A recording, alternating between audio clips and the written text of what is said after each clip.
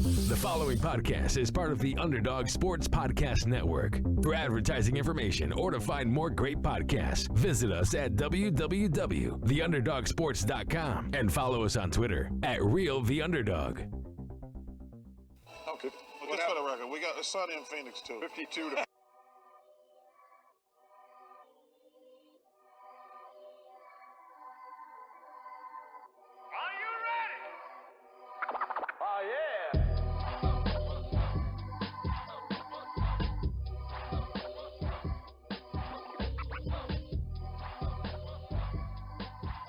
Hello, everyone, and welcome to the Sunny in Phoenix podcast, a weekly podcast where we keep you up to date on everything Phoenix Suns basketball. My name is Charlie Erling, and as always, I'm joined by Mitch Krmpotich. Hello.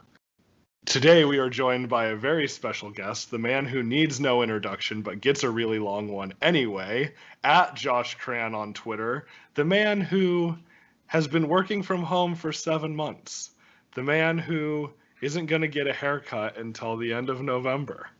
The man who read all the Harry Potter audiobooks a few summers ago. The man who had swimmer's ear in a different summer. Josh Kranawetter. Wow. Everyone's learning so much about me. I feel like I'm just best friends with your podcast listeners now. Yeah. They all love you. They do. I know that for a fact. Well, I love them. Whenever you're on, we get all these tweets like, wow, like Josh needs to be a permanent fixture. And it's like, yeah, if he wasn't like so highly coveted in our industry, you know, it's like, it's such a difficult thing to work with your schedule and to get you on here. Those are actually my burner accounts.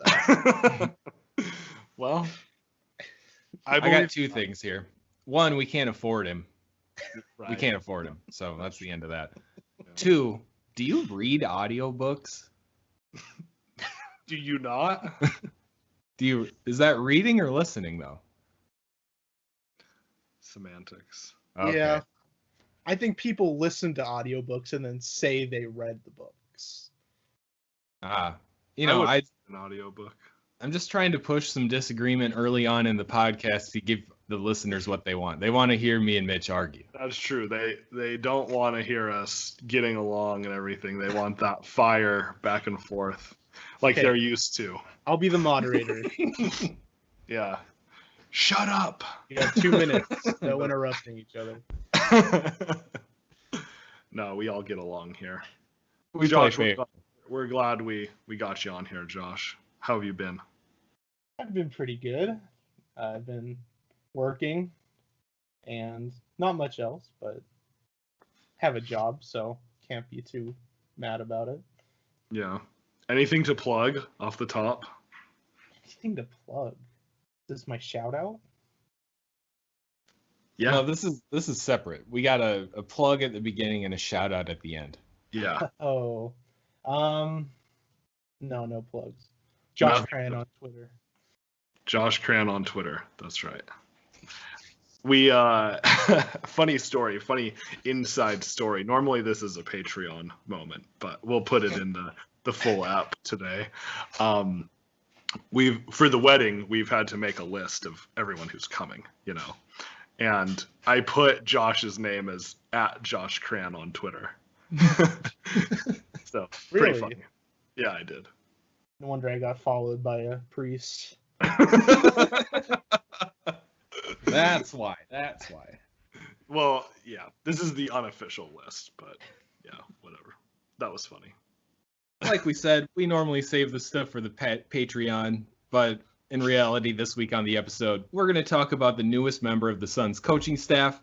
Then we'll discuss if the NBA will be taking anything away from the bubble into next season. Then after that, if we have time, we'll talk a little bit about Goran Dragic's impact on the Heat this season.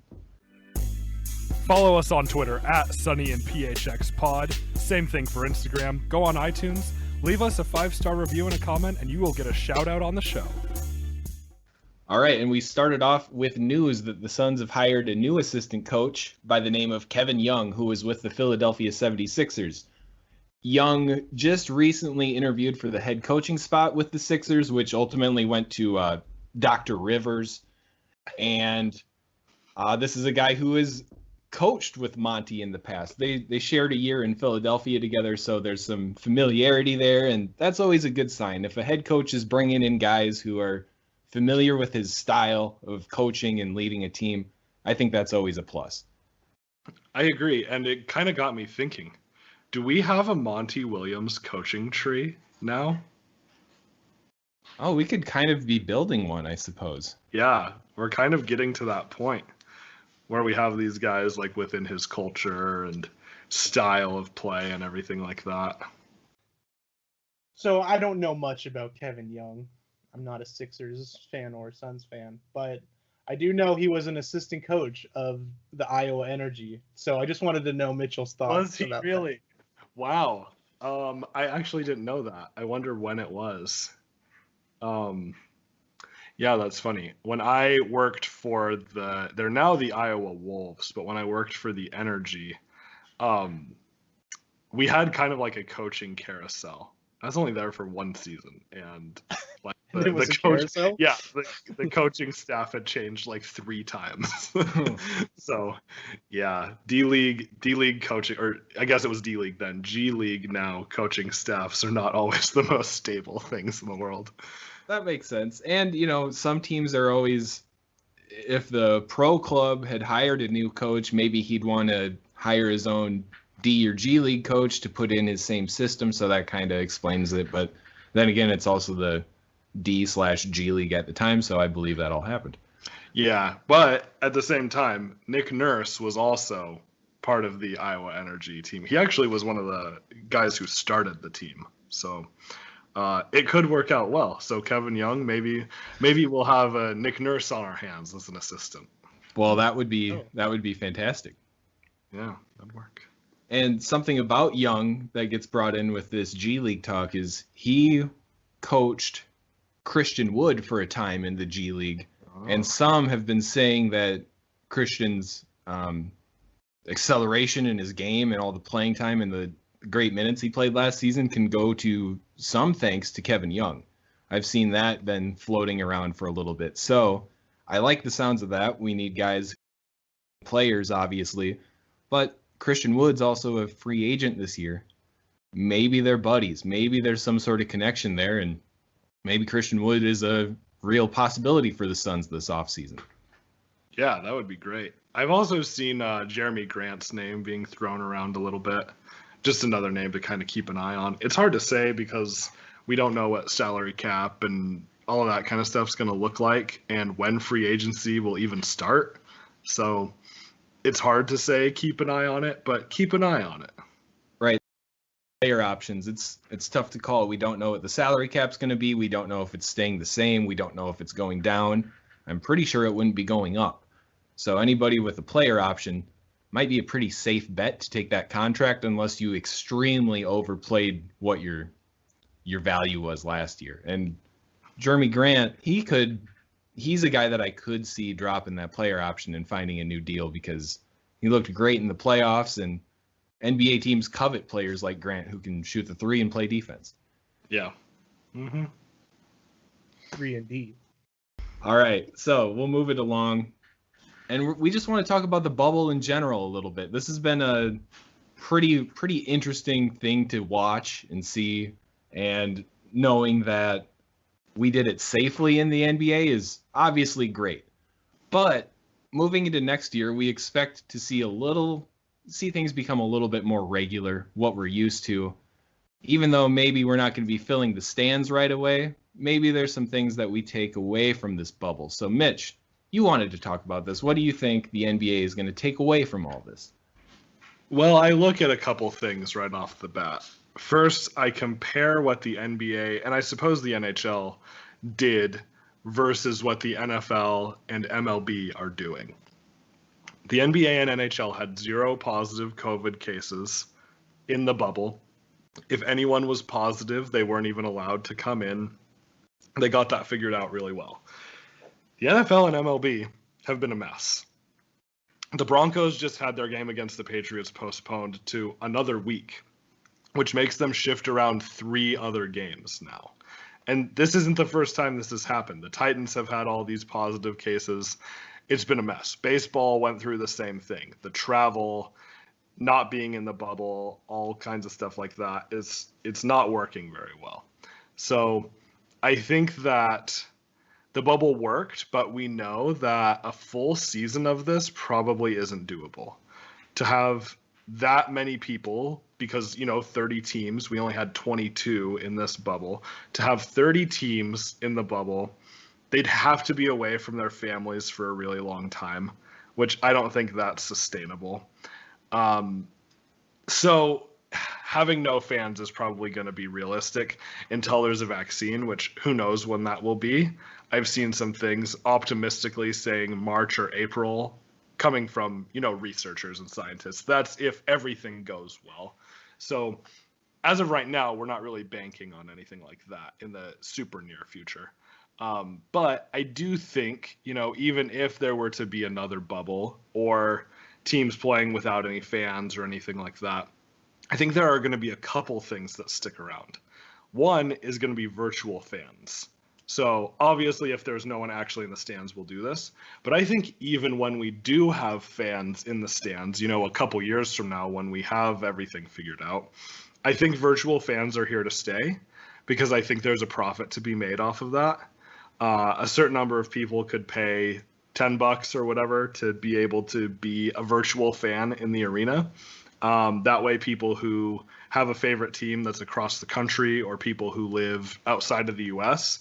can still attend games. I think a lot of people have enjoyed being able to do that and see themselves on TV and everything like that. So I think virtual fans are here to stay for sure. That's really cool. And I just kind of had to brainstorm for that. The video board that goes all the way around the arena, like a ring around it? Yeah. You could fill that with virtual fans. Right. They don't need to be front and center. You don't need a new screen for them or anything, but you could fit a lot of people up there. And the other side of that, if you're a Suns fan and it's tough to watch Suns games, you can pay a few bucks, whatever it may be a virtual fan, and then you get a legit legal stream from the NBA or the Suns where you can watch the game. I know the NBA tried bringing something in like that, or maybe it was the NFL, where you could just buy the ability to watch one single game for a few bucks. Right. I think that was around a year or two ago. Yeah, I don't remember the exactly. NBA did do that. I remember that, yeah. So I think integrating those two things would probably be great. And, the numbers for the finals right now are way down. And I'm not saying that basketball is a bad product. I'm just saying there's a lot of things to compete with at this time. So I understand the numbers. But, if we're not able to fill the fans with stands next year, teams are going to be wanting to do things. That might be a pretty cool way to do it. Yeah, and well, if there's no fans, it might be more than $10. That's the downside. But True. I think eventually it could be a pretty reasonably priced thing. So that's the first thing off the top of my head that I think is here to stay. So one thing I guess I'm thinking is, how those teams, and this is maybe a testament to what the Miami Heat are doing. They're up with their backs against the wall. They're stuck in a hotel, and this is building a new sort of team chemistry that we normally don't see. And I think you can definitely say our Suns benefited from, backs against the wall, locked in a hotel. All you get to do is play basketball. I think building that sort of relationship is something that the Suns obviously took advantage of and need to build on. So I don't know if, we do a week trip up to Flagstaff or whatever, Northern Arizona, and they do their training camp there. I'd almost like to see a few more instances of that where there's more team building stuff, and maybe that's something they can bring in. I could see that kind of being here to stay. Yeah, Josh, did you hear any stories about the good outcomes from just being together more? Because I know for the Suns, Phoenix has a lot of distractions. So a lot of journalists and people said, oh yeah, well, the Suns can't go out to Old Town Scottsdale when on their off days anymore. They're forced to just be together all the time and play basketball. But like, did you hear stories like that from other teams, or since you're a Pacers fan, from the Pacers? Well, Indianapolis, I wouldn't say is as fun of a place as Phoenix. Maybe a bad example. Right. But no, I don't recall seeing any of those stories. I mean, I assume people would say that. I bet this whole experience just allowed them to grow together. But one of something I was thinking about when you were talking about something staying from the bubble, I don't know if I could say it's taking it from the bubble, but I'm going to bet there was a lot of players talking to each other about moving teams. Yeah. I feel like, what Team USA was it, where it was everyone, and that's where people think LeBron, Bosh, and Wade kind of decided they wanted to play together. Yeah. I feel like there's going to be a lot of that. There was a lot of that in the bubble. That's a good point. Yeah, because like a lot of these guys are friends, you know, playing on different teams. They know each other pretty well from playing together in college or AAU or whatever. Yeah, that's a good point. Who was it? Was it Donovan Mitchell and was it Murray? Yeah, Jamal Murray. Yeah. They kept running those into two. each other, and that was funny. And it's funny to just see them in that element. That was kind of cool to see. But yeah, I could see that happening a lot more often. Like, you don't even have to pop on your phone and shoot a text message. You're just running into these guys all the time, and you're peers. You have a lot in common. Maybe that topic gets brought up. I wouldn't be surprised about that at all. Yeah, that's a good point. I'm also thinking about the statements that the players were able to put on the back of their jerseys. So having their name on the bottom and then whatever statement they chose on the top. I actually think that's here to stay too. I could totally see the league just saying, yeah, you can put whatever statement you want on the top of your jersey, and your name will just be on the bottom. That'd be interesting. I don't think we've ever seen anything like that before. For Jackie Robinson, everyone wears number 42 in baseball. I'm trying to think of some other situations like that, but putting out some sort of social message, I'm not opposed to that. I just don't see why they would take that away, you know? To be like, okay, well, the bubble's over. We're done with this too. Like, Right. I just don't really see a reason to get rid of that. I thought it was a nice thing, and why get rid of it? If I remember correctly, they were kind of limited in the bubble. They were kind of limiting the phrases. So Yeah. I would hope if they did do that, they'd be more open. Because if I remember right, it was only like 6 or 7 things Certain they options. could put Yeah. on the back.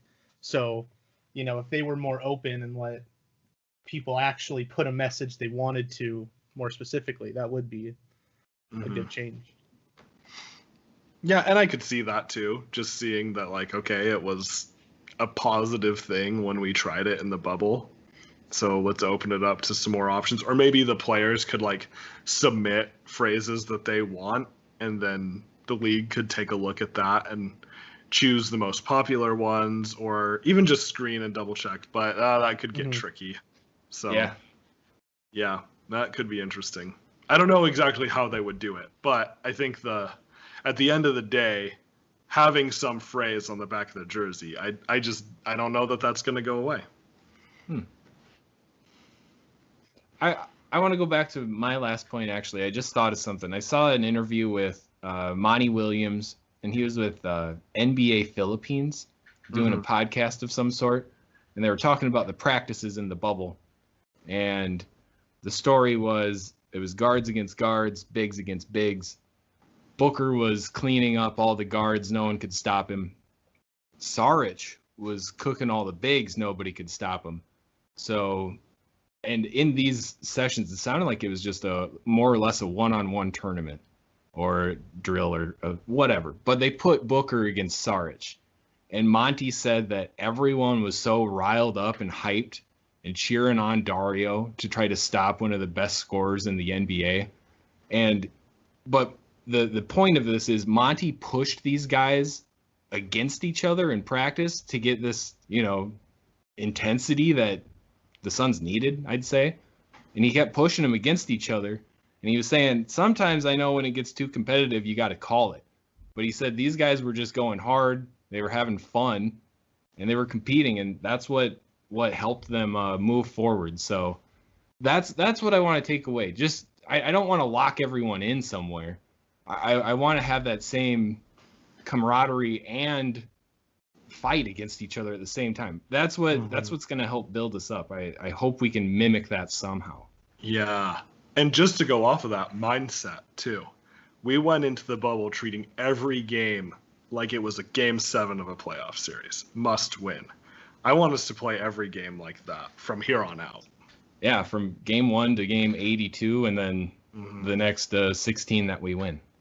That's right. Yeah. I also wonder about the length of the season. They've been talking about shortening the season as is. You think maybe this is the time they actually do it? Man, I don't know. Maybe they take down the season a little bit, but then they do that mid-season tournament or something like that. We got a bit of a taste of that with the bubble itself. I wonder if that was enticing to anybody to say, let's try to get another little tournament going in the middle of the season, maybe where the crummy teams actually have something to play for. Like the Suns had something to play for in the bubble. What is it going to be for the Knicks or whoever sneaks into the midseason tournament? I don't know. Right. But I'd like to see those both implemented in some way. Take a few games off the season, have a big hyped up midseason tournament. That'd be fun. I'm curious about what you think about this, Josh, because I know you know soccer pretty well, and I have made the comparison to like Champions League and Europa League and those kind of things all contained within the Premier League season. So, like, what do you think of that comparison, or just NBA mid-season tournaments as is? I don't think a mid-season tournament would be a bad thing. I've heard before, or I've read and heard before about people saying you have the last place teams sort of fight and play for the first overall pick rather than the lottery. So you make them actually play for a higher draft pick. I thought that would always be interesting, just because now if you're not doing well, you just start tanking and hope you get it, especially with they changed the percentages again last year, right? So it's even more difficult now. So I think that's what I think would be a cool mid-season tournament. And then I don't know about the higher teams though, because they just do it again in the playoffs, but it would be interesting. Yeah, I also wonder if it would be like the teams play and whoever loses gets the first pick just to encourage them to play worse. No, I'm just kidding.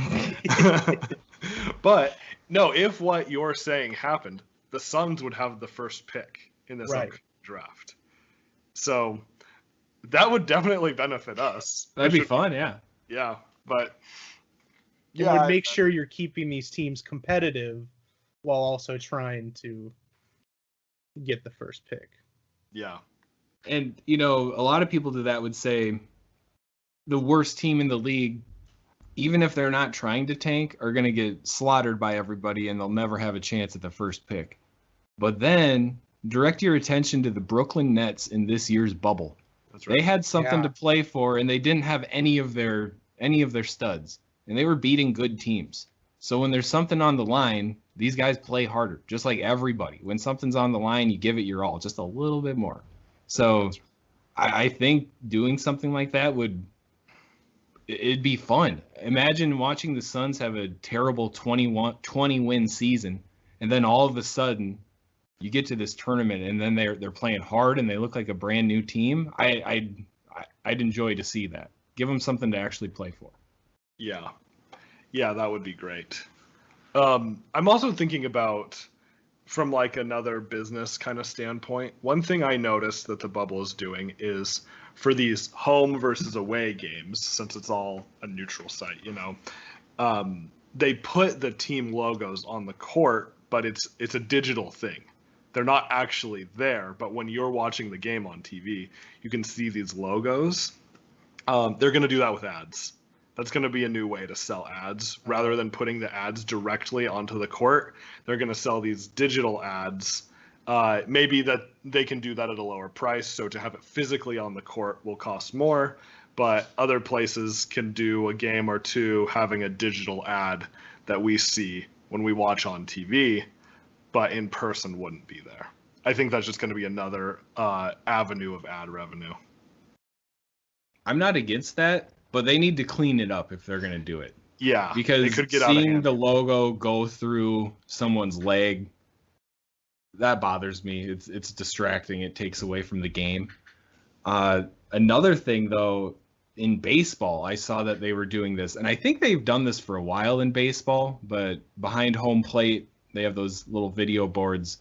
And I was watching a game recently where it just looked terrible. The batter's back was into the video screen, and you could obviously tell that it was imposed.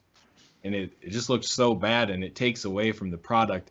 I just have how in the year 2020 can we not do that properly on $1 million, productions like this? It's just weird to see that. If they're going to do it well, please.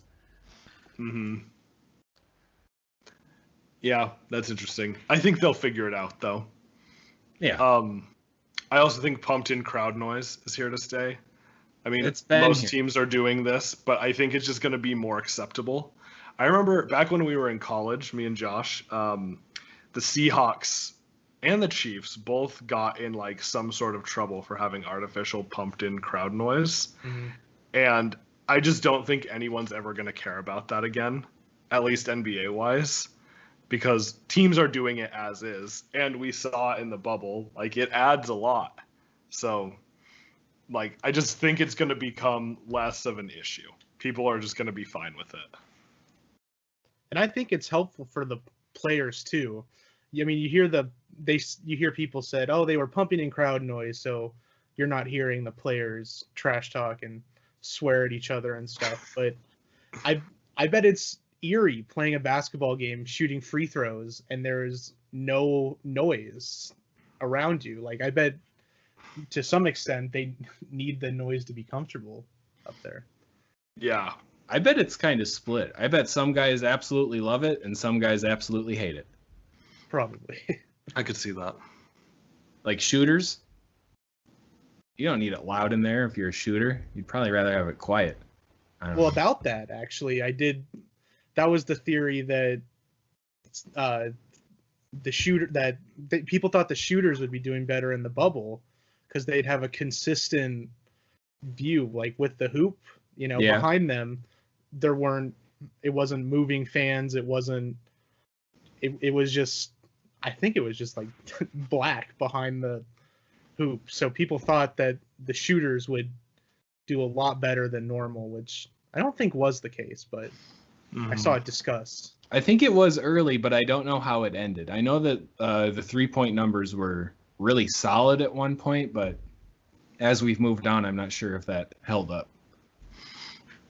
But yeah, and also they're playing in the same place. They're shooting on the same buckets. That's becoming their home rim. Like, right. When I was a kid, I'd make more shots in my driveway than I would at a different hoop. I don't know. It's just a thing. And if you get used to it, I'm sure that did help out. Right, definitely. It's a wild time. It really is. Yeah, next year it'll be interesting. And bring it back to the Suns. We just did a giant renovation on our arena, and we might not have fans in there for quite a while. It's a terrible situation, honestly, but man, I'm excited to go see the new arena. I just hope it's safe to go see it sooner than later. Yeah, it's coming along. I haven't been inside, but I go to the Fry's downtown that's across the street from the arena, So I drive by it every so often, and I see progress they're making, at least from the outside. I actually think this is a bit of a blessing in disguise for the arena, because we've been able to speed up the process of all the renovations. The team accounted to have zero revenue for, I don't know if it was, well, probably this long, because it was going to take them at least all of this offseason, most of next offseason, and a little bit of the season after. But now, because of COVID, they're able to get it all done all at once. So we've accounted for like less or no revenue already. So it actually works out pretty well. Yeah, that's a good point. And how many months early were we able to start due to COVID? A few, right? Yeah, because, well, we started in March, I believe, with renovations, March or April, and it wasn't supposed to be until a little later, I don't think. Yeah, so we got at least a month head start. So yeah, at least a month. Mm-hmm. Yeah, it kind of worked out for us. Well, I think those are all the changes I can think of that are here to stay. Since Josh is here, we should talk about the finals a little bit. At time of recording, the Lakers are up 3-2 on the Heat, so we'll be talking about that more next week for sure.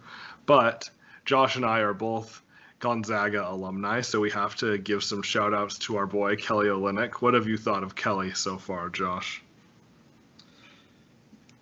I'm impressed with the Heat in general.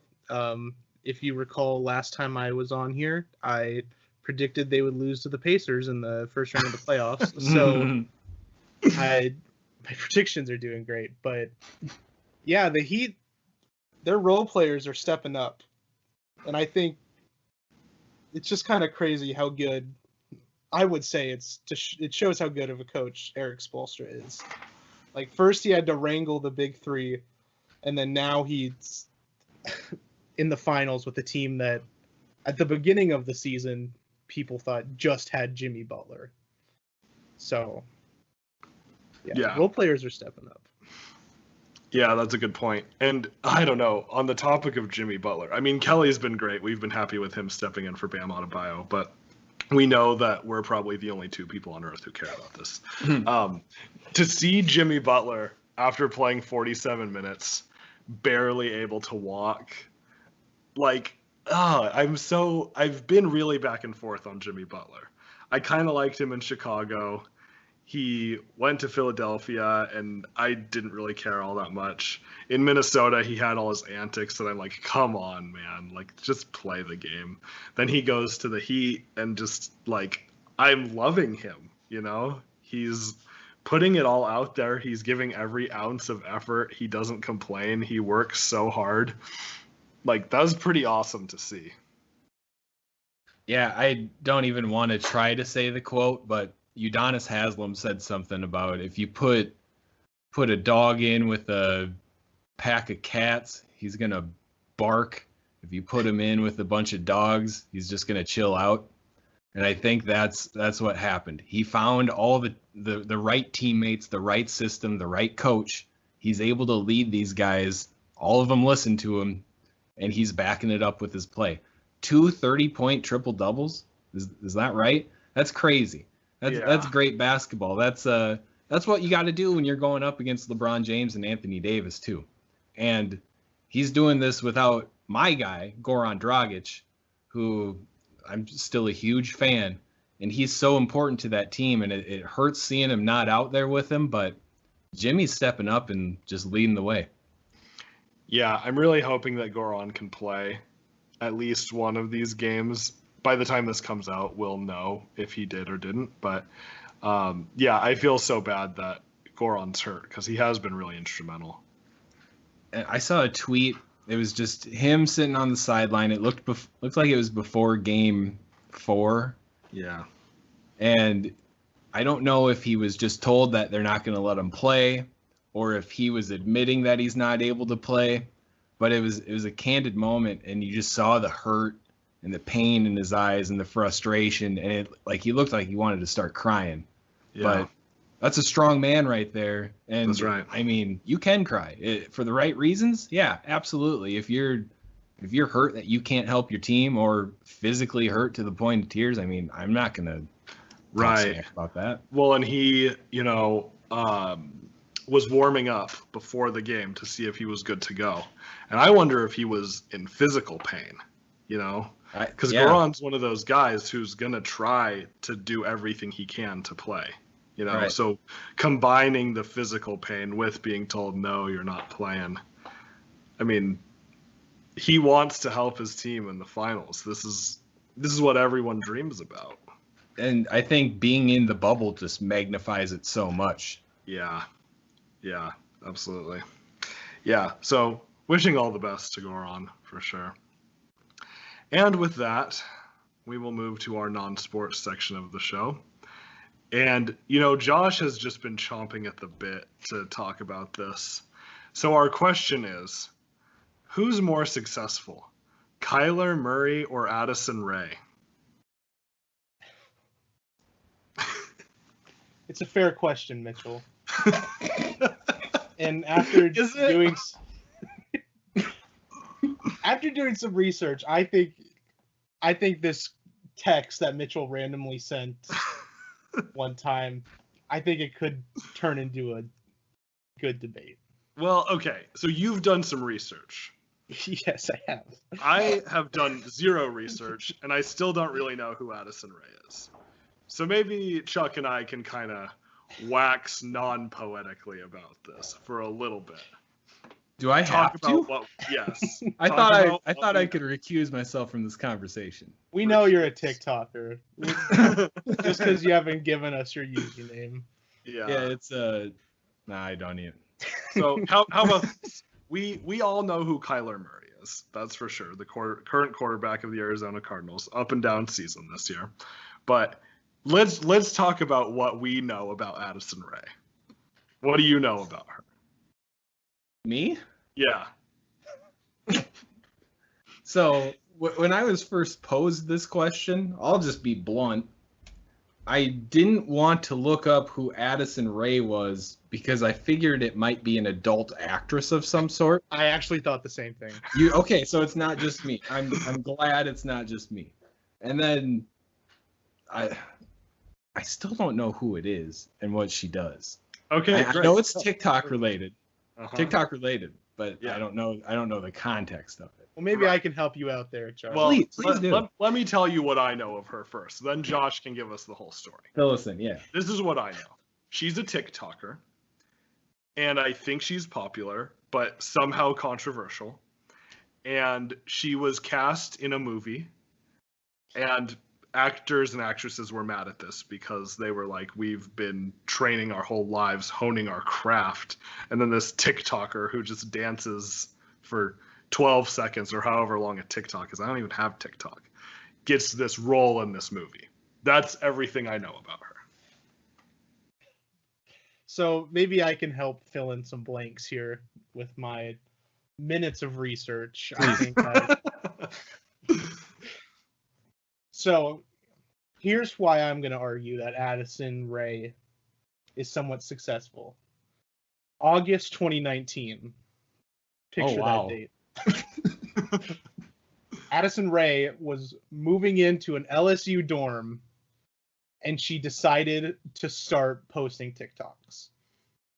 Wow. Now, 2 months ago, hang on, I got to get out my iPad here. I got some articles. Oh boy, got to get the sources out here.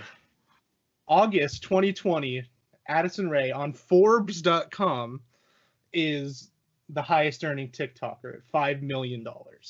She earned $5 million in a year. Kyler Murray, I mean, he signed what? What's the number one picks contract? 35 mil? But think about it. He's been playing football since he was a child. That's 17 years of work. Simple math, 1 year, 5 mil. I think it's an argument. Well, okay, I want to give my answer to this question. I think Addison Rae is more successful. Because think about this. I at least know her name, and I don't care one bit about TikTok. I know Kyler Murray because I follow football, But I think if you go to the average person on the street and say Addison Rae and Kyler Murray, more people are going to know Addison Rae. Yes, I agree.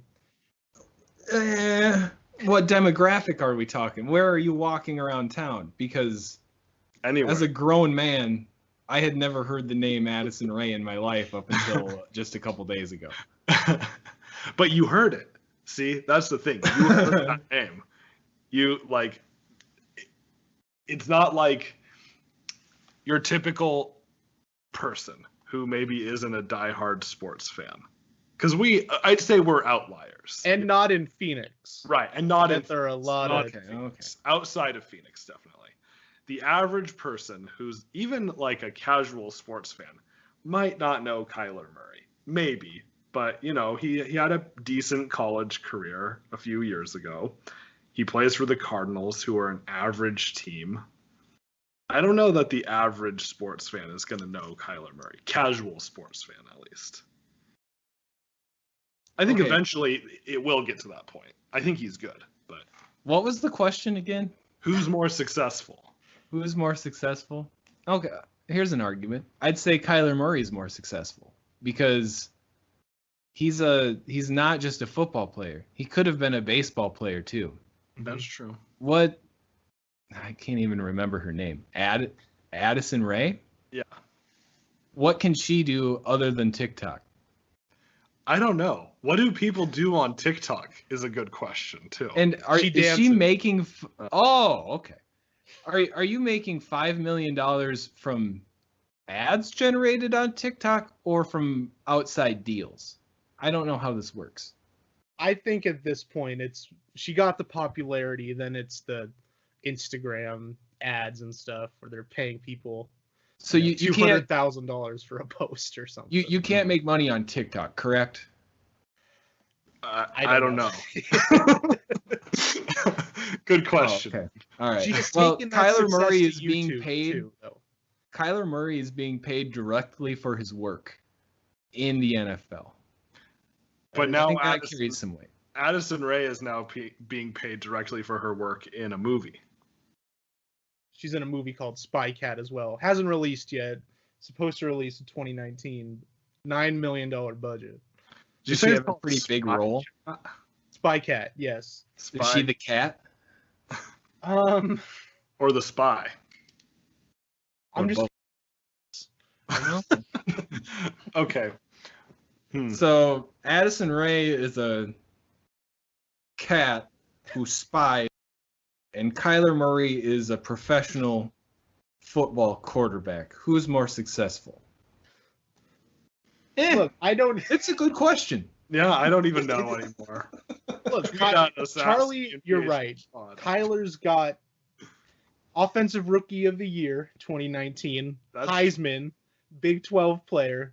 He probably would have been a first-round pick in the MLB draft too. Right. All good things. That's true. Is there a Heisman equivalent in TikTok? The The talkies? The talkies. popularity on famousbirthdays.com. Okay, where? Oh. Maybe we could compare that. Let's rank who's higher on famousbirthdays.com. Okay. Well, Addison Rae is number 2. So, Okay. and I don't see Kyler on this list. I'll be honest with you. Wow. Well, if that doesn't tell you what you need to know, then I don't know what does. The thing is, I haven't heard of 95% of these people on famousbirthdays.com. Oh, That here's tells you who's something. popular. This is gonna just go against everything I've been saying. Just by a simple Google search, Addison Rae brings back 74 million results. Kyler Murray brings back 4.7 million results. Wow. Wow. I guess it just goes to the whole point is how do you define success? Dancing on TikTok. All right. Kyler's Addison Rae There it wins. is. Can we end this, or does anyone else have anything to enlighten our? Let me just say, if Kyler Murray does ever happen to hear this, you can get in touch with me and I can help get your internet presence. We could take down Addison Rae together, Kyler. Just hit me up. Oh, I'm going to pretend there was no context to that, and I want that clipped out. I want that I'll clipped clip out, it. please. I'll clip Oh.